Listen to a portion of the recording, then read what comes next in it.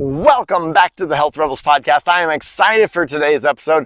Today's episode is going to be a walk down memory lane as we talk about the secret that I learned way back in 6th grade that will allow your health and fitness results to go 2, 3, 4 times as far. And I'm excited to share that with you. But first, let's introduce the podcast. This is the Health Rebels podcast. And here at Health Rebels, we are the anti-fitness solution for lasting weight loss and lifelong wellness. What does anti-fitness mean? Well, that means that simply the fitness industry has failed the general consumer. The fitness industry has failed to help people unlock health and wellness that adds to their life, and it's caused people to be beat up and burned out. So what we do is we defy the fitness standards. We redefine what health and fitness standards are that are realistic and really stick so that you can have the energy and the confidence to step fully into your best life. Anyway, big spiel aside, let's get into today's topic, which is the secret I learned in 6th grade that allows your health and fitness to go 2, 3, 4 times further than ever before. Now, what is that secret? Well, I gotta give you a story first. It was Mr. Stahovsky. Mr. Stahovsky was my 6th grade teacher in Garfield Elementary way back in Spokane, Washington. And there was one class that we had where we were learning about physics. We were learning about energy, potential energy, kinetic energy.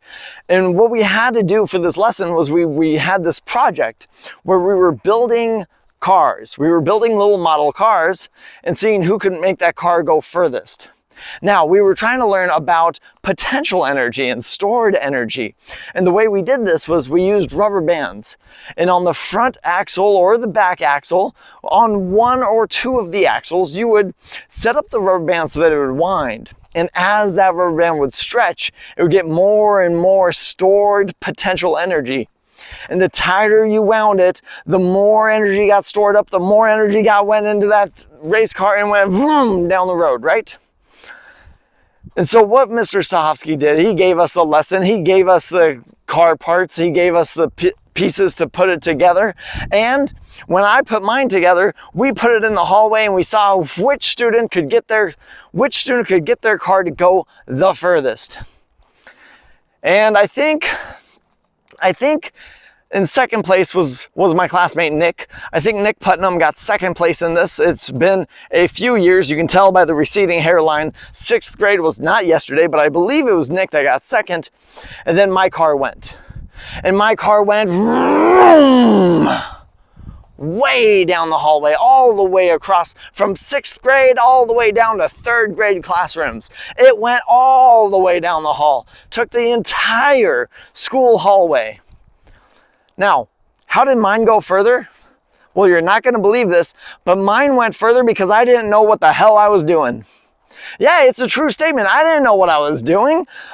In fact, what happened was this was my first day back in school. It was my first day back in school. I had spent the last 2 days sick. I spent the last 2 days sick when Mr. Stahovsky gave us the lessons on the science, on the physics, on the energy and stored energy. I was sick the day that Mr. Stahovsky demonstrated how to wind that rubber band up around the axle to get to that stored energy and that potential energy. I was sick when he gave us the instructions on how to build the car. I showed up on the day we had the competition to build the cars and launch them. And I had this rubber band and I didn't know what the hell the rubber band was for. I didn't know what it was for, so what I did was I created a slingshot. I created a slingshot and whoom! That car was gone. While everybody else was building wind-up toys, I was building a catapult. It was unfair. Nobody had a chance to compete with me. Nobody had a chance because I didn't know what the right thing was. I just had a problem and I went and I made a solution, right? I didn't wait until I had all the information. I wasn't constrained by following what someone else had done. I didn't have to copy my neighbor. I had a problem and I made a solution and it worked out really well. And it turns out in life, especially in health and wellness, this is also true. We don't always need all of the answers to get started. We don't need all of the answers to be able to move forward. In fact, sometimes when we have too many answers, it can hold us back. It can constrain our thinking. It can constrain our possibilities. It can limit what we're willing to try. Nobody else in that classroom took their rubber band and built a catapult, because everybody else in that class had the idea that the rubber band had to be used around the axle.